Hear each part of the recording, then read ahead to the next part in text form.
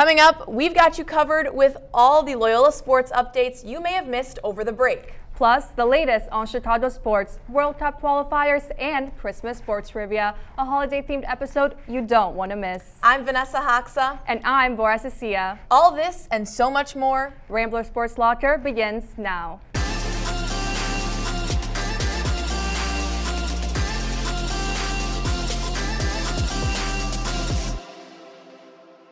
Well, Bora, it is the holiday episode, but before we get into that, because we've got some fun stuff, it's your last episode? Yes. You're graduating? Talk about that. I am graduating very soon. I'm so excited, but also so sad at the same time. I'm going to miss you guys so much and RSL, and I'm going to be back for sure. I will definitely come to visit, but I'm excited for the next chapter, of course. But of course, we'll definitely be missing Loyola, but always a Rambler. So yeah, I'm still here. We do like a senior episode at the end. Are you coming back for that, or? I would love to. I would love to. She's coming back. Yeah. So this isn't the last of you, because we want to hear your favorite memories, your favorite, what you had, your favorite time at Loyola. So we need you back. I would try my best to come. Okay. But I mean, I know this is on record now, so I guess I have to come, but I will definitely do my best to be here for sure. Awesome. Well, we've got some fun stuff today. So although it is maybe potentially your last episode, we've got some fun things to look forward to. It's the holiday episode. We've got some fun segments. The Ramble's going to be a whole lot of fun. We've got some fun Christmas sweaters in the building. It's a great time in the studio. Also, speaking of holiday, the men's basketball will be playing their Joy in Gentile arena this Saturday. It's the Joy in Gentile game. Guess what? Santa Claus is going to be there. Okay. It's going to be a whole lot of fun. And Vanessa will be there. I will be there as well. So there's all these reasons to go. Make sure to be there. Yeah, so they'll be playing Princeton. 1:30 p.m. in Gentile is the Joy in Gentile game. But here with more Loyola updates is Sinead Buckley.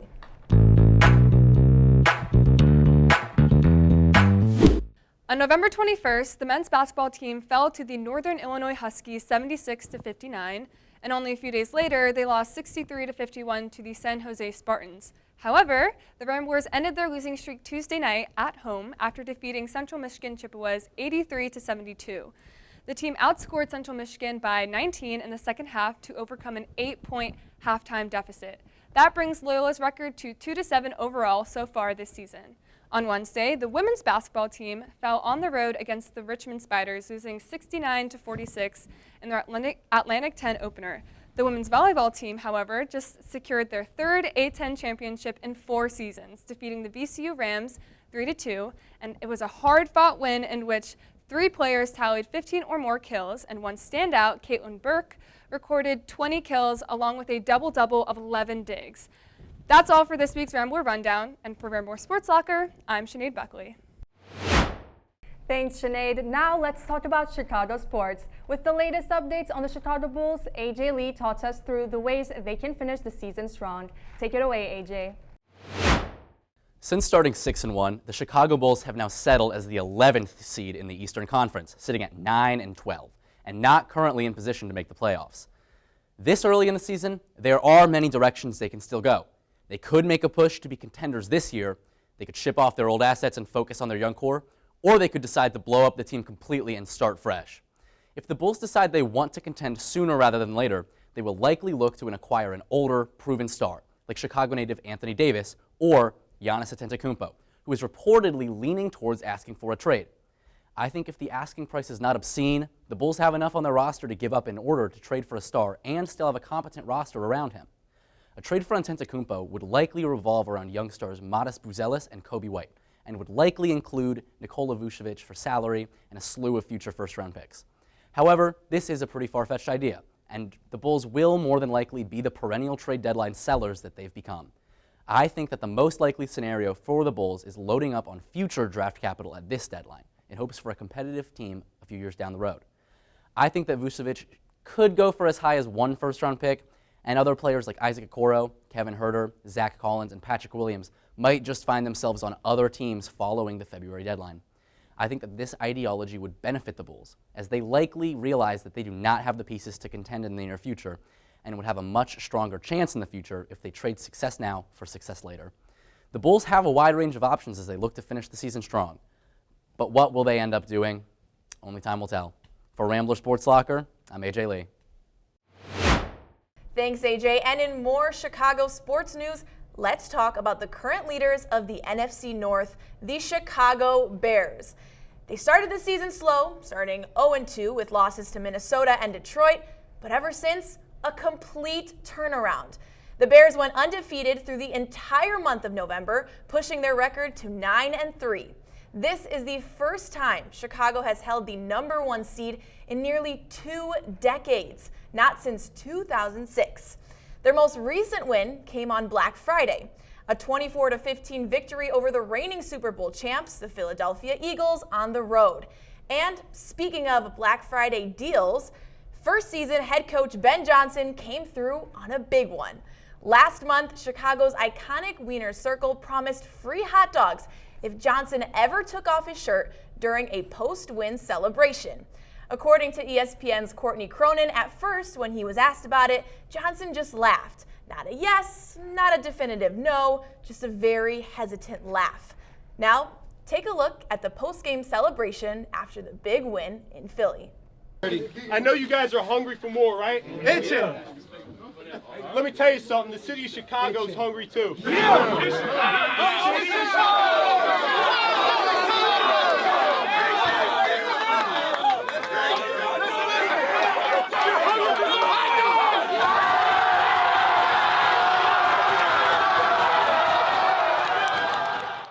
I mean, Ben Johnson, a man of the people, giving the Chicagoans exactly what they wanted, free hot dogs. Now, this is the second time the Wiener Circle did something like this. I mean, look at that line of people getting ready for their free hot dogs. That is some commitment. That's a commitment right there. And it was cold outside. Right? I don't know. Would you do it? I wasn't there. Were you? Okay. I was not there. Were you there? I wasn't. No. Okay, maybe if they do it for a third time, maybe we can make an appearance together. We'll do an RSL special. You know, yes, we'll go there. From the Chicago Wiener Circle. You know, let's do that. But yeah, it wrapped around the whole building. Crazy line, crazy experience. Wow. But in all seriousness now, the Bears turn their attention to a longtime rivalry matchup. The team will gear up to face the Green Bay Packers at Lambeau Field on Sunday, December 7th at 3:25 p.m. I spoke to former fullback for the Bears and current sideline reporter Jason Mckie, and here's what he says the Bears need to do to beat the Packers. The Bears headed to Green Bay, Lambeau Field. What's it going to take to secure a win? Yeah, I think it's going to take all 3 phases performing at an elite level.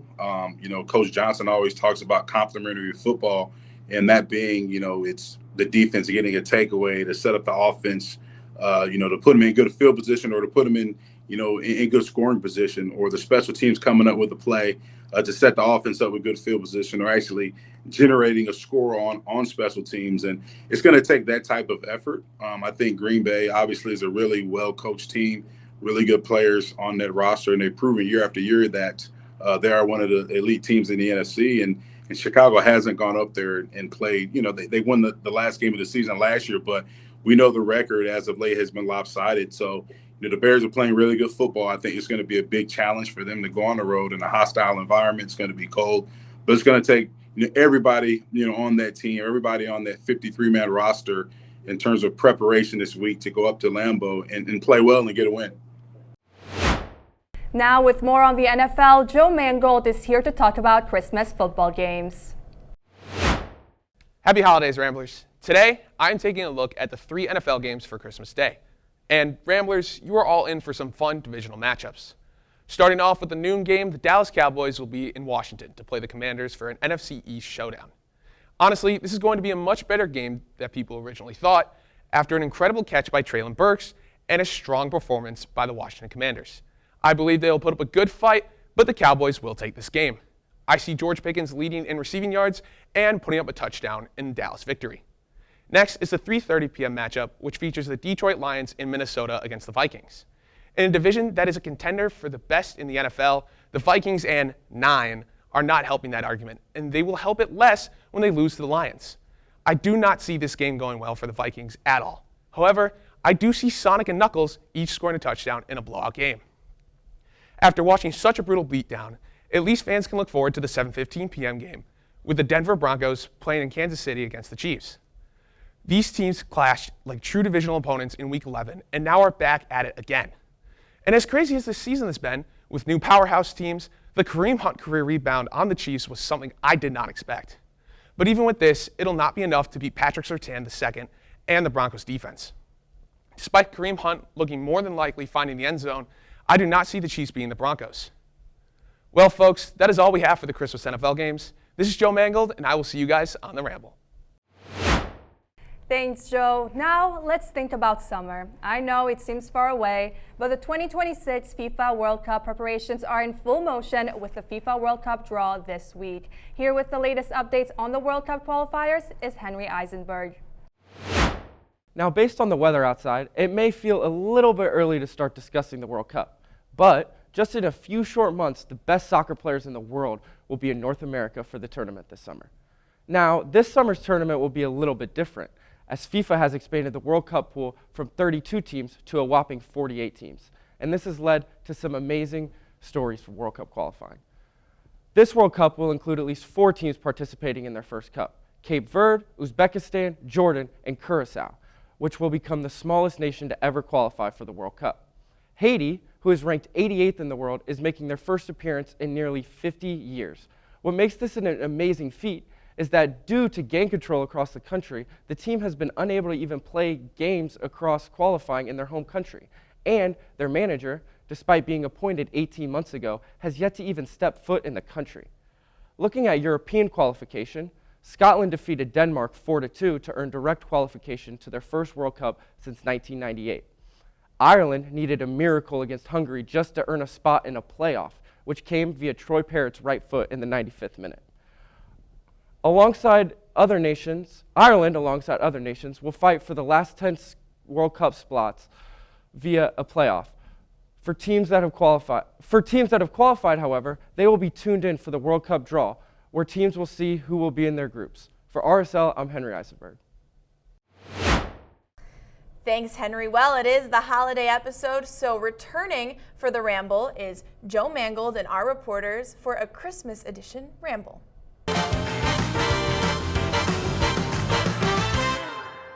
Hello, Ramblers, and Merry Christmas. I'm your host, Joe Mangold, and today I am with the usual contender, AJ Lee and Mohammed Alsharhour. Well, guys, winter is here, and with that comes Christmas. What are you guys looking forward to this Christmas? AJ? You know, I'm really excited. Go home, hang out with my family, hang out with my friends. Nice extended break. I can get used to sleeping in my own bed. Pretty excited for that. So. Yeah, we all gotta love our own bed. Mohammed, how about you?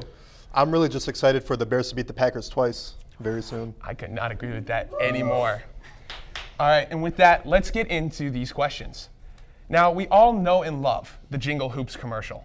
2013, it was such a beautiful commercial. Iconic. Now, there were 6 NBA players in that commercial. Can you guys name them? Ooh. It's a big question for the first round, but you know what I figured? Why not give you guys something difficult, especially our usual contender? Partial credit? Oh, yeah, you get partial credit. This is not a full, if you go 6 or 6, that's incredible. You're ahead. If you don't go 6 or 6, I mean, I can't really punish them, but I might have to. We could do fantasy scores. Punishment? Look, fantasy scores. If you miss a field goal, we take off a point. And no doodles either. Am I good?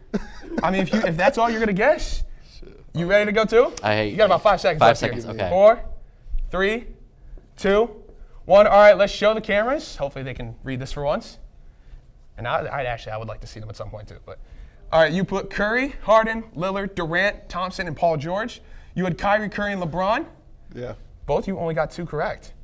It was Curry, Durant, LeBron, Harden, and the crazy one of all, which when I talked to people, no one knew.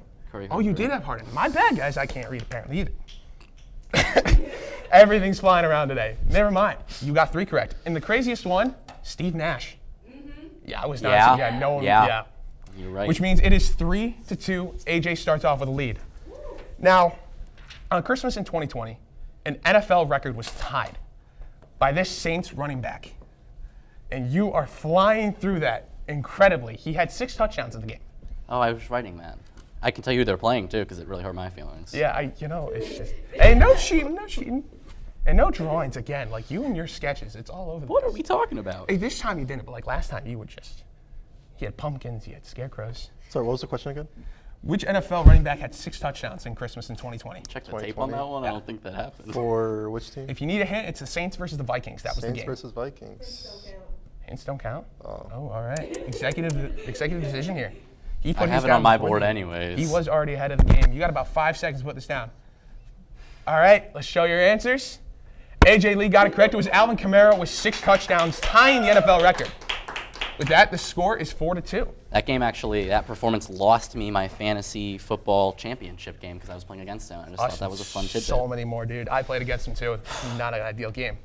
Now, let's jump into movies. There was a Christmas movie with a specific line of "You'll shoot your eye out, kid." Do you guys know the movie? You got about 10 seconds on this one. This has some hidden meaning. You don't get it yet, but I have you're an going to idea. appreciate it I once have you an know idea. it. You seem very confident in getting this answer right. I'm pretty sure. You're pretty I hope sure. I'm right. Last time you said pretty sure. What else can I hope for crazy in this answer. world? Yeah. All right, you guys both ready? Yep. Let's show it to the camera. Both of you are wrong. Oh. It is A Christmas Story. Oh my God, that's what I meant. So No. sorry. It's the bunny. It is the bunny. Yeah. Kid, yeah. The legendary Ralphie and his. That's an inside joke for us. Really? Good to know. All right, next question for you guys. Santa Claus. We all know and love him, right? Love that guy. Now, how many reindeer does he have pulling his sleigh?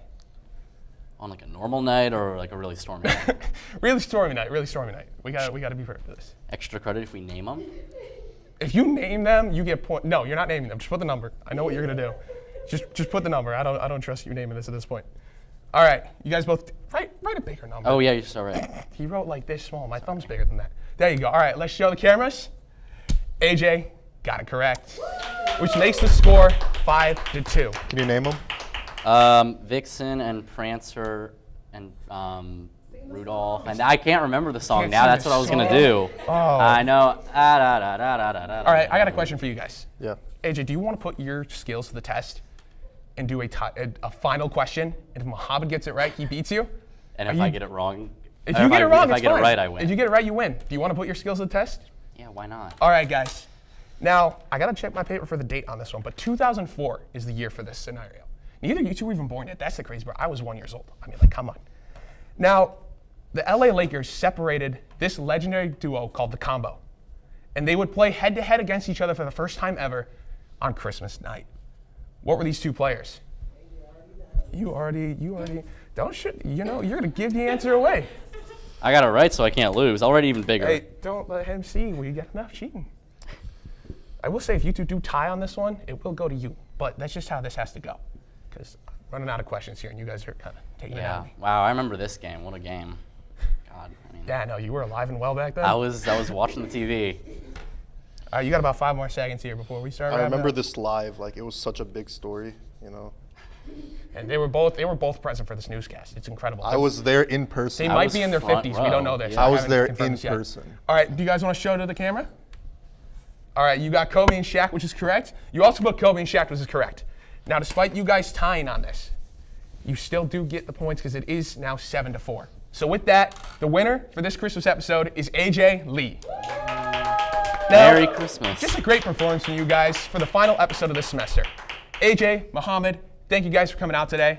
Look at that, gentlemen shaking hands. Now, let's give the gift that keeps on giving and hand this one back to the anchors.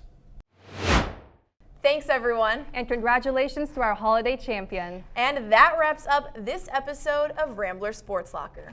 To stay up to date on all things Rambler Sports, be sure to follow us on X, TikTok, and Instagram at Loyola RSL and subscribe to our YouTube channel. From all of us here at Rambler Sports Locker, I'm Vanessa Hoxha. And I'm Bora Cecia. We'll see you all next year. Happy holidays, and don't forget to turn off the lights.